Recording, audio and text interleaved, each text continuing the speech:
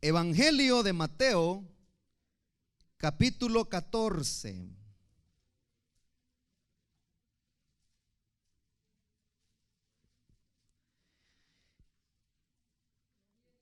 Vamos a leer los últimos 3 versículos de ese capítulo. Capítulo 14, versículo 34. Vamos a leer 35 y 36. Ya lo tienen, hermanos. Dice la palabra del Señor de la manera siguiente: después de cruzar el lago, desembarcaron en Genesaret. Los habitantes de aquel lugar reconocieron a Jesús y divulgaron la noticia por todos los alrededores. Le llevaban todos los enfermos, suplicándole que les permitiera tocar siquiera el borde de su manto. Y quienes lo tocaban quedaban sanos. Vamos a orar, hermanos, para que Él nos hable. Padre bendito, te damos gracias porque nos das el privilegio, después de haberte alabado, después de haberte adorado, ahora nos das la bendición de que juntos podamos meditar en tu palabra. Señor de misericordia, venimos necesitados, con hambre y sed de justicia. Por eso, Señor, te suplicamos que nos alimentes, que seas tú, Padre Santo, llenando ese vacío que solo tu palabra lo llena, Señor. Padre Santo, sacia nuestra alma del bien de tu casa. Que nuestro corazón se regocije, Señor, en tu palabra. Y que al salir de este lugar salgamos fortalecidos, salgamos, Padre Santo, bendecidos. Que tu palabra corra y sea glorificada, Señor, entre nosotros. En el nombre poderoso de Jesús te lo pedimos, Señor amado. Dios de misericordia, toda interferencia del maligno, toda mentira del diablo, todo pensamiento contrario, todo pensamiento ajeno y prejuicioso, Señor, quítalo de nuestra mente. Que tu palabra halle cabida, Señor, en nuestro corazón, nuestra alma, para que podamos juntos, Señor bendito, alimentarnos sanamente. En el nombre poderoso de Jesús te pedimos que sanes al enfermo, que tú seas fortaleciendo al débil, que seas salvando al que no te conocen. Esta tarde, Señor, haz milagros en medio nuestro, portentos y maravillas, mientras tu palabra es predicada. En el nombre de Jesús te lo pedimos y te damos las gracias, Padre. Amén y amén. Tenga la bondad de sentarse.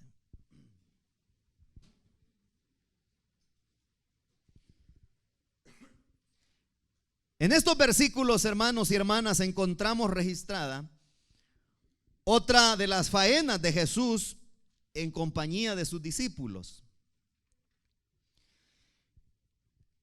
Y es que estos versículos nos muestran el desenlace maravilloso por las cosas que Jesús hizo en este pueblo llamado Genesaret. No se sabe si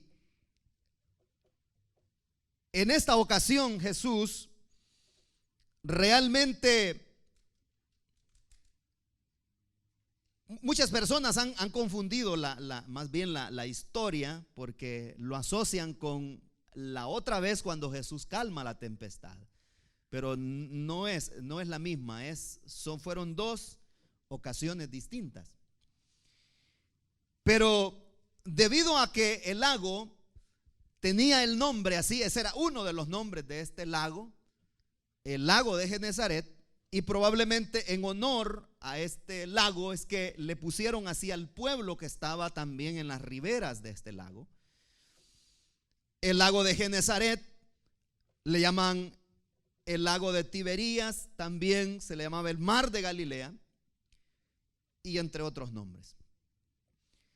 Pero en esta ocasión Jesús se nos muestra en los versículos que están antes, que no los leímos, cómo Jesús comienza a enseñarle a la gente. Y dice la Biblia que la enseñanza de Jesús se extendió durante todo el día, hasta el atardecer. Y en el atardecer, dice la Biblia que los discípulos le dijeron a Jesús que ya despidiera a la gente, porque ya era tarde. Viene Jesús y les dice, miren, les dice, yo tengo compasión de la gente. No es que Jesús tenga lástima, no, Él tiene compasión. Tengo compasión de la gente, les dijo, porque la gente había estado oyendo a Jesús todo el día y la gente no había dicho, ya tengo hambre, ya es tarde. No dice la escritura que la gente haya hecho una revuelta, porque si hubieran querido irse, se hubieran ido al mediodía. Pero la gente se quedó ahí para oír a Jesús. Y resulta que cuando ya era la tarde, Jesús le dijo a sus discípulos, tengo compasión de la gente. La gente le dice que se vayan y que compren algo por ahí en el camino, pero eran cantidades enormes de personas, hermanos. Eran miles de personas. Entonces Jesús les dice, denle ustedes de comer. Pero ellos no tenían nada que darle, porque el ser humano no puede saciar la necesidad de otro ser humano. Aún las necesidades más elementales o más básicas o físicas, el ser humano no las puede suplir. Es entonces cuando se lleva a cabo el milagro de la multiplicación de los panes y de los peces. La Biblia dice que la gente se alimentó tanto y al final sobraron 12 cestas. Pero dice la escritura que cuando ya la gente comió, sin contar las mujeres y los niños, eran como 5,000, dice la Biblia. Pero resulta, hermanos, que Jesús tenía otra labor que ir a hacer. Y lo que hace él para ganar tiempo es que envía a sus discípulos adelante y les dice, vayan, tomen la barca y naveguen hasta Genezaret. Y yo les voy a alcanzar, yo voy a llegar por ahí.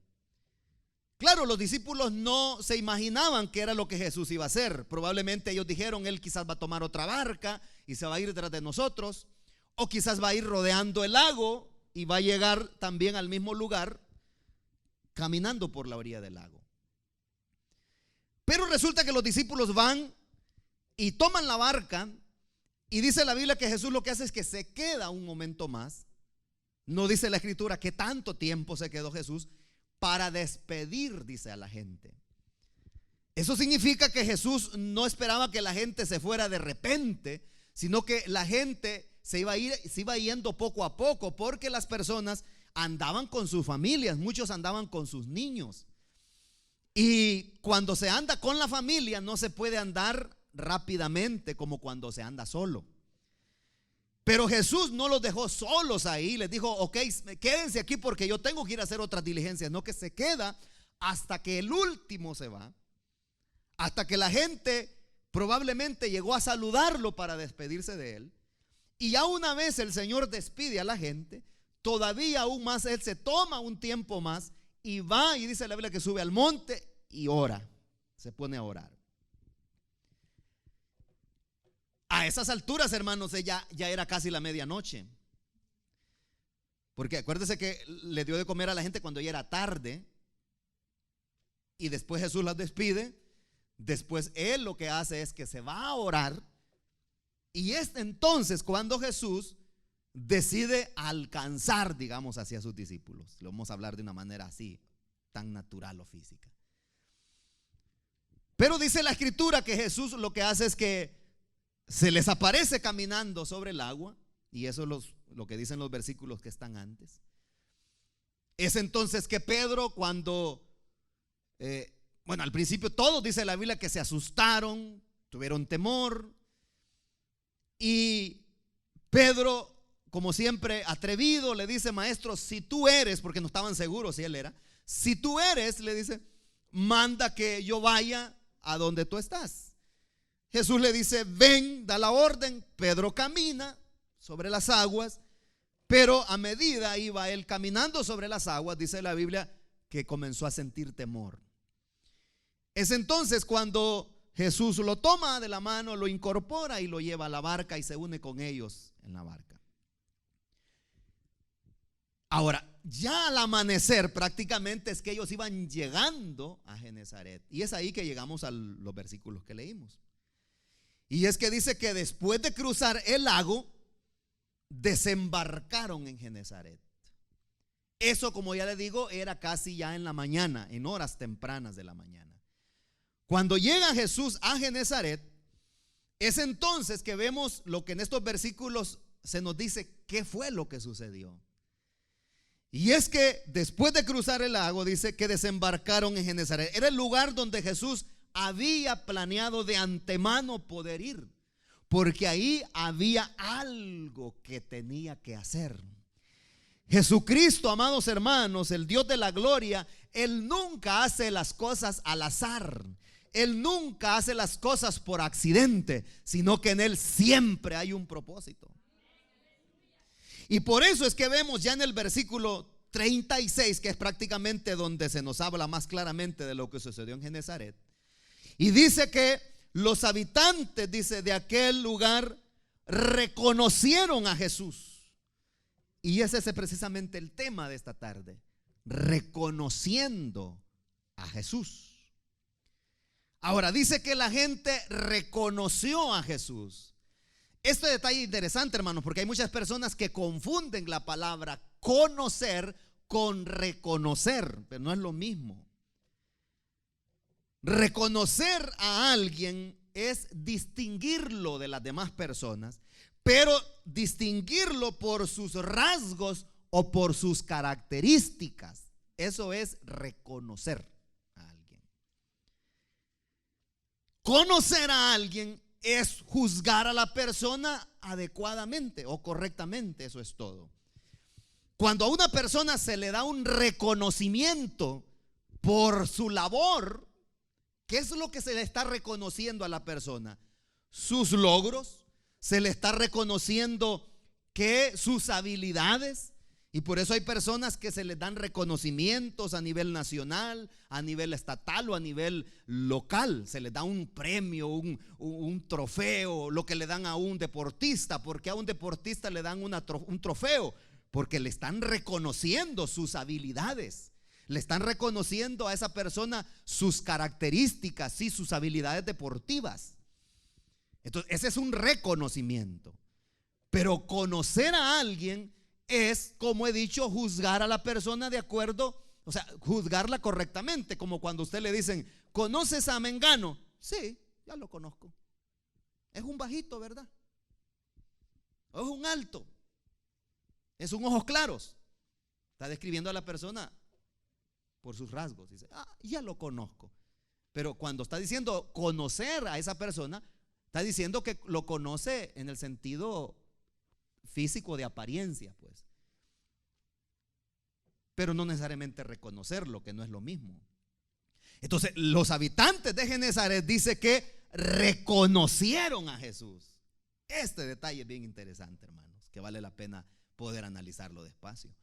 Porque dice que lo reconocieron. Fíjese que había gente en aquella época que conocían a Jesús, pero nunca lo reconocieron. Dice la Biblia que la gente de Nazaret dijeron, ¿y este no es acaso el hijo de José y de María? ¿Acaso sus hermanos y sus hermanas no están viviendo entre nosotros? O sea, como ya lo conocemos, es de aquí del barrio. Pero esa gente nunca reconoció a Jesús como el Mesías, como el Hijo de Dios. Lo conocían porque había sido su vecino, lo habían visto jugando por ahí cuando era un niño, pero nunca lo reconocieron. Mucha gente nunca lo reconoció. Hoy en día existe mucha gente que conoce a Jesús, pero no lo reconocen. Y por eso la gente dice, Jesús, dice, oh sí, Él es poderoso, dicen. Oh Jesús, el Hijo de Dios, dicen. Es el Señor, es el Salvador, dice la gente. Pero el hecho que la gente diga es el Señor no quiere decir que sea el Señor de la vida de ellos. El hecho que la gente diga el Salvador no quiere decir que ellos han experimentado su salvación. El hecho que la gente diga, Jesús es poderoso, no es porque hayan experimentado necesariamente su poder. Es que no basta con solamente conocer a Jesús, conocer a Dios como el Todopoderoso, conocerlo como el milagroso, conocerlo a Él como el Todopoderoso, como el omnisciente, como el omnipresente. Lo importante es haber experimentado en nuestra vida su poder, sus maravillas, sus proezas, hermanos. Y la gente dice, no, dice, Dios dice, es un sanador. Pero ya lo sanó a ellos, ya experimentaron la sanidad de Dios. Ellos, eso es muy distinto. Dicen, no, si Dios es inmensamente rico, Dios es capaz de dar, de proveer, dicen. Pero ya les proveyó alguna vez a ellos. Y eso es lo que un verdadero hijo de Dios lo dice con toda seguridad, porque él lo ha experimentado. Un verdadero creyente es una persona que no solo habla de Dios por experiencias ajenas o por testimonios ajenos, sino porque él mismo o ella misma ya lo experimentó. ¿A cuántos el Señor les ha provisto en necesidad, hermano? ¿A cuántos el Señor los ha sanado alguna vez? Entonces, cuando nosotros le hablamos a la gente necesitada de que Jesús sana, es porque a nosotros ya un día nos sanó. Y si le decimos a la gente que Jesucristo es el Salvador, es porque nosotros, Él ya nos salvó, Él ya nos sanó, porque Él es nuestro Señor. Y por eso decimos, Jesús nuestro Señor. Es muy distinto, hermanos. Por eso Job le dijo al Señor, conozco, le dijo, que todo lo puedes y que mis pensamientos yo no los puedo ocultar de ti. Yo, le dice al Señor, él, de oídas te había oído. ¿Sabe usted que muchos creyentes que de oídas han oído del Señor? O sea, alguien les contó, pues. Alguien les dijo, pero ellos no lo han experimentado. Hay mucha gente en el mundo, hermanos, que han oído de Dios, que han oído de Jesucristo, pero no lo conocen ni lo reconocen. Es muy distinto. Pero mire, hermanos, qué maravillosa experiencia que nos muestra la Escritura. Dice que estos habitantes de Genezaret, de aquel lugar, dice, lo reconocieron a Jesús. O sea, ¿cómo podemos explicar la manera como lo reconocieron? Estamos entonces ante el punto de que cuando ellos vieron que Jesús desembarca con sus discípulos en Genezaret, ellos dijeron, ese es el Hijo de Dios, dijeron. Eso es reconocer a Jesús. O sea, eso es reconocerlo. Reconocerlo no es solamente decir, es el profeta que anda haciendo milagros por ahí. No, dijeron, este es el Mesías, dijeron. El Mesías ha venido a visitarnos. El mismísimo Hijo de Dios está aquí, decía la gente.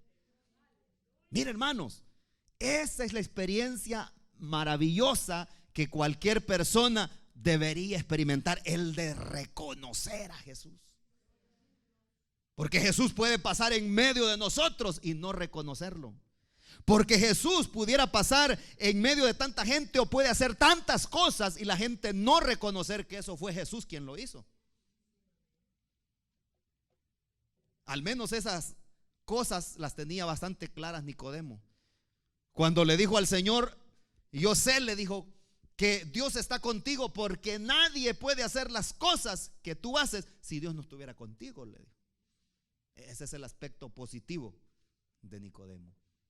Reconocía él que Jesús no era cualquier personaje. La gente de Genezaret también. Pero viene otro detalle, hermanos, y es que solamente aquellos que han reconocido, no conocido, sino reconocido a Jesús, son las personas que también difunden su fama, su noticia, su mensaje. ¿Me escuchó? Solo aquellos que han reconocido a Jesús son aquellas personas que se encargan de difundir la fama de Jesús, de difundir su mensaje y de darlo a conocer a otros. Eso fue lo que hizo la gente de Genezaret. No solamente dijeron, el Hijo de Dios está aquí, el Mesías ya llegó. No, fíjese que no se quedaron callados, sino que dice que lo que hicieron fue que divulgaron la noticia por todos los alrededores. Esa es una característica que vemos en las personas que tuvieron un encuentro personal con Jesucristo en el pasado. Sí, eso es lo mismo que hizo la mujer samaritana. ¿Se recuerda la historia, verdad? Ella no dijo, bueno, este es un profeta o el Hijo de Dios, dice que él es el Mesías. Bueno, qué bueno, mucho gusto. No, sino que sale corriendo esa mujer, hermano, hasta el cántaro olvidó. Y se va a decirle a toda la gente del pueblo. O sea, reconoció que Jesucristo era el Hijo de Dios. Los habitantes de Genesaret también. Dice que lo que hicieron ellos fue divulgar la noticia a todos los alrededores, dice. Que la gente lo supiera, que todas las personas se dieran cuenta y que el privilegio que ellos habían tenido de verlo cara a cara, que también otros lo tuvieran. Ahora le pregunto, ¿ese es nuestro deseo? El deseo nuestro es que también las demás personas conozcan a Jesús. ¿Y por qué están las sillas vacías? ¿Y por qué hay tantos asientos vacíos entonces en las iglesias? Porque no estamos interesados en que la demás gente conozca a Jesús. ¿No será que es que no lo hemos reconocido? ¿No será que solo de oídas le hemos oído? ¿No será que es que alguien nos ha contado acerca de las cosas que Jesús hace, pero no las hemos experimentado en nuestra vida? Los habitantes de Genesaret fueron personas que además de reconocerlo, dijeron, esto no se puede quedar así. Es que hay otras personas que también necesitan reconocerlo. ¿Sabe usted que en este mundo y especialmente en esta ciudad, hermanos, hay millares de personas que necesitan reconocer a Jesús? Hay mucha gente religiosa en este país. Hay mucha gente religiosa en esta ciudad. Mucha gente que vive en la religiosidad y en la idolatría, diciendo que están adorando a Jesús, pero ni siquiera lo conocen, mucho menos lo van a reconocer. Y Jesús puede pasar por las calles de esta ciudad, y lo más lamentable es que aún muchos que dicen ser creyentes tampoco lo reconocerían. Eso sería lo más lamentable, ¿verdad? Pero dice que la gente de Genesaret lo reconoció. Reconocieron a Jesús y divulgaron la noticia, dice, por todos los alrededores. Ahora viene otro detalle, hermano. Y es que el personaje que los estaba visitando no era cualquier persona. Usted sabe, ¿verdad? Que no es cualquier persona. Él es el más grande de los grandes. Imagínese, hermano, el privilegio que tiene una ciudad cuando el presidente de la nación decide visitar esa ciudad. Y la gente se alborota. Y la gente, las autoridades no hayan cómo hacer para poder recibir dignamente a ese presidente, a ese líder. Y otro detalle, y es que en algunos pueblos, hermanos, algunas ciudades, tratan la manera, al menos ese día, barrer bien las calles, pintar los edificios públicos. Dice, tener bien limpio todo, que todo esté en orden, que la persona que llega no vea nada fuera de orden. Y por eso en muchos países, ¿verdad? Hipócritamente, cuando llega algún mandatario de otro país, no lo llevan, no va a creer usted que lo llevan allá donde están las casitas cayéndose. No va a creer que lo llevan a las zonas marginales, donde viven los pobres, donde vive la gente rodeada de moscas. No lo llevan ahí. Lo llevan a lugares escogidos. Dicen, no, ahí no puede ir el presidente, lo vamos a llevar aquí, allá, a los lugares bonitos. Entonces la gente dice, qué bonito es este país, ¿verdad? Dicen, no, hombre, aquí no hay miseria, aquí no hay pobreza. Dicen, pues sí, porque no lo llevaron donde está la pobreza. Lo llevaron a las áreas exclusivas. Y ya no digamos, cuando ese mandatario llega, ese líder llega, siempre le llevan regalos, siempre le llevan presentes. Y muchas veces, aunque se queden sin nada los países o las ciudades donde llega pero les regalan algo bueno. Estaba viendo una noticia por ahí que el presidente que estaba de Venezuela antes le regaló una espada de oro a ese presidente que mataron de Libia, y ahora están dando la manera, dice, esa espada que se hizo. Entonces, si eso era carísimo, era un tesoro del Estado, y el tipo se lo regaló al presidente, ¿no? Para quedar bien con él, ¿verdad? De fanfarrón. Entonces, pero ahí vea usted, hermanos, cómo se trata la manera de darle una imagen muy buena al visitante. Pues fíjese que en el caso de Jesús no fue así. Porque dice la Biblia que cuando Jesús llega, en lugar de llevarle presentes, oro, plata, ¿qué dice que le llevaron? Los enfermos. Los enfermos, necesidades. Aquello que la gente no quiere, lo despreciable, aquello donde la gente no quiere estar. Hermanos, ¿quién quiere estar en medio de tanta gente enferma? ¿Quién quiere estar entre tanta gente pobre y necesitada? Nadie quiere. Pero Jesucristo dijo: yo no he venido a buscar a sanos, dijo. Yo he venido a buscar a los enfermos, dijo. Y yo no he venido a buscar a justos, sino a pecadores al arrepentimiento, dijo. Y como la gente sabía de que este personaje podía hacer milagros, porque él puede hacerlos, dice la Biblia que trajeron los enfermos y se los presentaron a él. Ahora, yo le digo, ¿acaso Jesús rechazará a un enfermo porque está enfermo? ¿Acaso Jesús rechazará a una persona que está desahuciada y que está en la miseria física y ya con una enfermedad quizás hasta transmisible? ¿Quién se quiere arrimar a una persona, hermanos, que con solo estar cerca de ella se le pasa la enfermedad? Ese era el caso de los leprosos en aquella época. Los leprosos vivían lejos de la sociedad, andaban por los desiertos, andaban por las montañas y nadie podía acercarse a ellos. Es más, ellos mismos tenían que alertar a la gente que se iba aproximando a ellos diciéndoles: inmundo, inmundo, porque estaba diciendo: soy inmundo, no te acerques, se te va a pasar la lepra. Pero viene el Cristo de la gloria, hermanos, y se encuentra dice la Biblia que en una ocasión se encuentra con 10 leprosos. Y él se iba acercando a ellos y ellos le dijeron: ten misericordia de nosotros, estamos leprosos. Y usted sabe la historia, que Jesús lo que hace es que los manda que se presenten al sacerdote, y fueron sanos en el camino. Pero Jesús no solamente sanó a distancia, él también puso las manos sobre los leprosos. Él también puso las manos sobre aquellas personas que tenían enfermedades contagiosas, aquellas enfermedades transmisibles. Y mire, amados hermanos, al ponerles las manos, Él les sanó. Porque no hay enfermedad por muy contagiosa, porque no hay dolencia por muy rara que sea o peligrosa, que el Señor no pueda sanar. Y Él no huye de los enfermos, es más, Él los busca. A eso llegó a Genezaret Él. Y por eso dice la Biblia que dijeron: esta es la oportunidad. Imagínense, en lugar de llevarle, hermanos, regalos a él, presentes, o al menos preguntarle: maestro, ¿ya comiste? No, la gente le llevó enfermos. Y como ya le digo, ¿quién quiere estar cerca de enfermos? Y por eso a muchos no les gusta ir al hospital a ver a alguien que está enfermo, porque no les gusta. Dicen: no, mucho enfermo ahí en el hospital, dicen. Pues sí, para eso son los hospitales.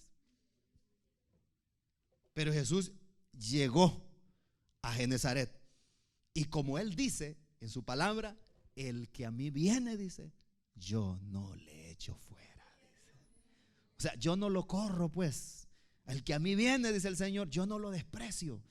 Y cuando traen a los enfermos, amados hermanos, él no se hizo el que los ignoró. No dice la Biblia que el Señor les haya dicho: bueno, y esto me traen, en lugar de ofrecerme algo de comer, en lugar de traerme algunos regalos o algunos presentes. No, no dice la Biblia eso. Dice que le llevaban todos los enfermos, dice. ¿Cuántos enfermos habían en el pueblo? A saber, ¿no? Pero se los llevaron todos, rodeado de enfermos el Señor, hermano. Y mire, hermanos, hay algo maravilloso aquí. Y es que dice que la gente le suplicaba al Señor. No le pedían al Señor grandes cosas. No le pedían al Señor grandeza. No decían: yo lo que quiero es que el maestro ponga las manos sobre mi cabeza y que me ministre. No, porque el que está necesitado se conforma con poco. Nunca ha estado así con hambre usted, pero con fuerte hambre. Usted no dice: ay, como quisiera un gran plato de carne con arroz, pico de gallo. No, dice: aunque sea un pedacito de pizza quisiera comerme, aunque sea unos chitos, dice. que ando, el concierto que ando aquí en el estómago. O sea, aunque sea algo quiere. El que tiene sed, hermanos, ese no está pidiendo un gran tambo de agua. Dicen que es una botellita, aunque sea un poquito, unos traguitos de agua quisiera, porque tengo la lengua seca ya. Aunque sea algo, sin embustes, sin pretensiones. Así era la gente de Genezaret, era gente humilde. Dice la Biblia que ellos lo que querían, que le suplicaban. Oiga, hermanos, es que al Señor se le suplica. Al Señor no se le ordena, porque Él no es nuestro lacayo, Él no es nuestro sirviente, Él es nuestro Señor. Y ese es el problema hoy en día, que la gente anda decretando y anda ordenando que el Señor tiene que cumplirle sus caprichos. No, aquí dice la Biblia que la gente le suplicaba, dice. Es que el ejemplo más claro lo dio el Señor Jesús. Él nunca le ordenó al Padre que le ayudara, Él le suplicaba. Y mira, hermanos, aquí en la Biblia está la historia de cuando el Señor usó la barca de Pedro. Dice que le rogó a Pedro que le prestara la barca. Quería hablarle a la multitud, pero la multitud lo apretujaba y casi lo tiraban a la orilla al agua. Entonces le dice a Pedro: préstame tu barca. Pero dice la Biblia que le rogaba, dice. Qué duro era este Pedro, ¿verdad? Dice la Biblia que le rogó a Pedro que le prestara la barca y que la llevara un poco más adentro del agua, para que desde allí pudiera él dirigirse a la multitud. Imagínense, hermano, la gente también de Genezaret dice que le rogaron. ¿Y qué es lo que le rogaban? No, como le he dicho, no le rogaban a él que hiciera grandes cosas, que hiciera ahí grandes portentos, que hiciera maravillas. No, dice que al menos, no que él los tocara. O sea, en otras palabras, Señor, ni siquiera te molestes en tocarme. Como aquel hombre que dice la Biblia que le dijo al Señor: Señor, mi criado está gravemente enfermo. Y dice la Biblia que el Señor le dijo, bueno, es más, él mandó a decirle al Señor que si podía sanarlo. Y el Señor dijo: yo iré y lo sanaré. Y manda otra vez el recado a este hombre. No vengas, le dijo. No soy digno ni siquiera que entres bajo mi techo. Hermano, ¿qué pretensiones hay ahí? ¿Qué embuste hay ahí? No, ahí lo que hay es humildad. Esta gente no le pedía grandes cosas al Señor. Ni siquiera me toques tú, Señor. Déjame que yo al menos toque el borde de tu manto. Eso es lo que dice. Dice que le suplicaban que les permitiera tocar siquiera, al menos, el borde de su manto. Los profetas, los reyes, los sacerdotes usaban manto. Y se cubrían la cabeza ellos cuando estaban en un servicio religioso. Jesús también andaba un manto, pero ese manto la gente quería al menos tocarlo. Imagínense que probablemente la gente había oído lo que le pasó a aquella mujer con el flujo de sangre. Y dijeron ellos: bueno, si esa mujer al menos tocando el borde de su manto, aunque sea eso, nosotros que Él nos permita. Jesús nunca anduvo diciendo: toquen mi manto y serán sanos. Fue la gente la que comenzó con eso. La Biblia nunca dice que el Señor haya andado ofreciendo mantos. Eso está bien claro en la Biblia. No dice nada de eso. O sea, es como que Pablo haya andado ofreciendo sus pañuelos, ¿verdad? Venga, el pañuelo ungido. La Biblia no dice que Pablo haya andado ofreciendo eso. Fue la gente que espontáneamente, al ver que él no podía ministrarlos a todos, la gente dijo: al menos, aunque sea el manto con el que Pablo, o el pañuelo con el Pablo se limpia el sudor, al menos eso tocarlo, y por la fe ser sanos. Porque es la fe. Jesús dijo: tu fe te ha hecho sano, le decía a la gente. Es la fe. Entonces, pero eso no es una norma general que tiene que ser así. Y que ahora cualquiera ande vendiendo pañuelos, porque hasta los venden, ¿verdad? La Biblia no dice que Pablo haya vendido los pañuelos.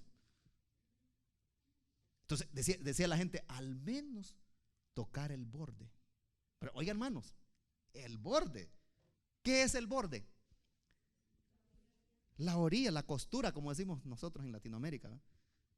La gente decía: al menos si yo me envolviera con el manto del maestro. y ya todo liado y envuelto, yo seré sano. No, decían, al menos tocarlo, hermanos, así tocarlo al menos. Eso es lo que hizo la mujer con el flujo de sangre. Se abrió paso entre la multitud, dijo, si tan solo, dijo, tocar el borde de su manto. Se lo propuso y apenas ella iba abriéndose paso entre la multitud y apenas con la punta del dedo tocó el borde del manto del maestro. Muchas veces nosotros pedimos que el Señor nos toque, le decimos, Señor, tócame, Señor, tócame. ¿Por qué no nos proponemos tocarlo a Él? Y dice la Biblia, amados hermanos, que eso es lo que la gente le pedía al Señor. Déjanos al menos tocar el borde de tu manto. ¿Y qué sucedía? Todos aquellos, hermanos, que tuvieron contacto, todos aquellos que tenían contacto con el manto de Jesús, les pasó lo mismo que a la mujer. Eso es lo que dice ya en la parte final. Y quienes lo tocaban quedaban sanos, dice. Mire, amados, nadie jamás ha vuelto con las manos vacías viniendo a Jesús pidiéndole un favor. Jamás, jamás. Hoy en día la gente, cuántas personas quisieran, hermanos, o quieren tratar la manera de tener contacto con algún político famoso, con alguna persona celebridad, y la gente dice, yo quisiera tocar a la persona, darle un abrazo, al menos darle la mano y no lavarme la mano, ¿verdad? Entonces la gente dice, al menos quisiera tener un contacto con esa persona, decirle algunas palabras, aunque sea hola, ¿verdad? Pero mire, aquí quien estaba es el Rey de la Gloria. Y la gente decía, al menos, si al menos pudiera tocar el borde del manto del maestro. Por eso le dije hace un momento, los que están en necesidad se conforman con poco. Tan solo un destello de la gloria del Señor, amados hermanos, tan solo una mirada del Maestro a nosotros nos hará feliz y suplirá cualquier necesidad. No hay necesidad que el Señor no pueda suplir, amados hermanos. Y todos aquellos que tienen contacto con el Hijo de Dios son bendecidos. Pero ¿qué pedimos nosotros? ¿Qué pedimos nosotros? ¿Qué queremos nosotros? Decimos, no, pues que en la iglesia no hay milagros. No, hombre, si ahí donde me reúno yo, nunca he visto un paralítico salir corriendo. Pero Dios nunca te ha hecho un favor a ti. Nunca el Señor ha tratado contigo, nunca te ha provisto, nunca te ha sanado. ¿O es que todavía no te ha salvado?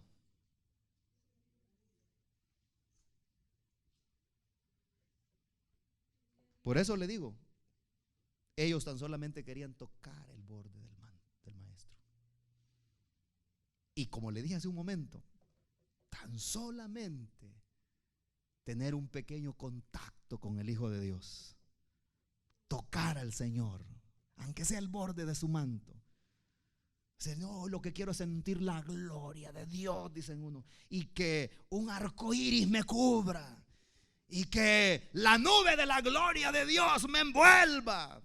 No, ellos no pedían eso, fíjese. Ni siquiera te molestes, Señor, en tocarnos. Déjanos tocar nosotros el borde de tu manto. Hermanos, al igual que este hombre que le dijo al maestro, no vengas porque no soy digno que poses bajo mi techo. Ese debe ser el sentir nuestro. Señor, solamente déjame tocar el borde de tu manto. Tan solamente eso.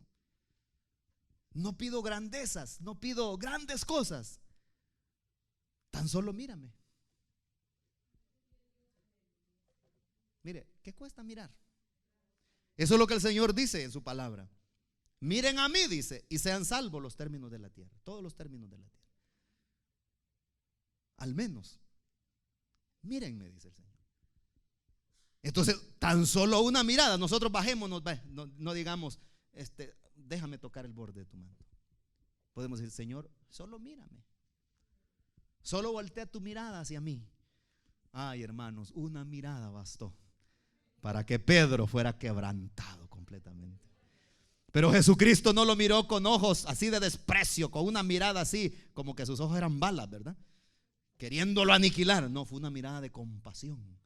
Y esa mirada bastó para que Pedro cayera quebrado, llorando, humillado, arrepentido. Eso es lo que nosotros necesitamos. Tan solamente que el Maestro nos mire, que el Maestro fije sus ojos en nosotros. Y al fijar sus ojos en nosotros, entonces la bendición de Dios vendrá sobre nuestra vida. Entonces seremos transformados, amados hermanos, porque tan solamente una mirada del Maestro para nosotros es significativa. Significa mucho. Pero ¿cómo comienza todo? Todo comienza con un reconocimiento al Hijo de Dios. Así comienza todo. Un reconocimiento sincero a la persona divina que es Jesucristo. ¿Le reconocemos o tan solo le conocemos? No basta, hermanos, con saber solamente que el Jesucristo es poderoso, que es sanador, que es proveedor. Hay que haberlo experimentado. Hay que haberlo sentido en nuestra vida. Y hermanos, cuando nosotros reconocemos a Jesús, por eso es que en la Biblia, vuelvo al punto, cuando dice la Biblia que Jesús llegó a su pueblo, a Nazaret, dice que no hizo muchos milagros ahí, dice. Porque la gente no lo reconocía. La gente no lo aceptó. La gente no lo recibió como el Mesías. Lo recibieron como el vecino que había años atrás se había ido del pueblo y que, bueno, regresó este. Pero en otros lugares como en Capernaum, aquí en Genezaret, hermano, es más, hasta que en los pueblos paganos, en las riberas, hermanos, en las fronteras de Israel, como en el caso de aquella mujer que dice la Biblia que era sirofenicia y que le decía: maestro, les ten compasión de mi hija que está gravemente atormentada por un demonio. El maestro no le oía porque decía: no, es que no está bien, no es lícito darle la comida de los hijos a los perrillos, decía el Señor.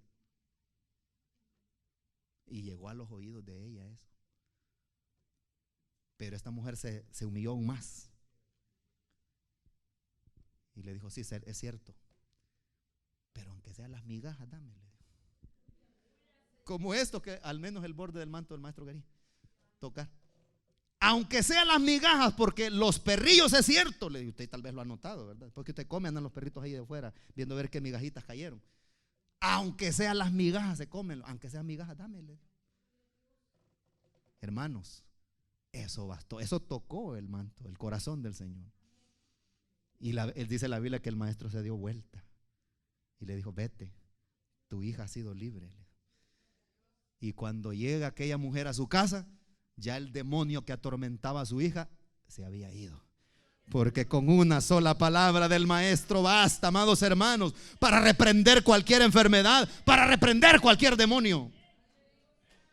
Gloria al Señor. Y quienes lo tocaban, dice la Biblia, quedaron sanos. Porque el Señor no hace las cosas a medias. No hace las cosas a medias. Como dijo alguien, Él no es que da unos brochazos de pintura, ¿verdad? Y toda la suciedad ahí abajo. No. Él no hace las cosas así. Él las hace completas. Así que si usted todavía no ha reconocido a Jesús como Señor y Salvador, reconózcalo hoy. Porque no basta con haber oído de Dios. Hay que reconocerlo, que Él es el Señor, que Él es el Todopoderoso y que Él es el único que puede llevarlo al cielo, que Él es el único que puede librarlo del infierno, que Él es el único que puede llevarlo al cielo, que Él es el único que puede darle salvación y vida eterna, que solamente la sangre de su Hijo Jesucristo, como dice la Escritura, es la única que nos limpia de todo pecado. Preciosa sangre la de Jesús. Así es que, ¿le reconocerá hoy? ¿O seguirá solamente teniendo un conocimiento vago de Jesús? Es mejor que le reconozca hoy. Y si usted le reconoce hoy, el Señor le bendecirá, como también a los habitantes de Genezaret. Cierre sus ojitos. Oh, si tan solo, decía la gente,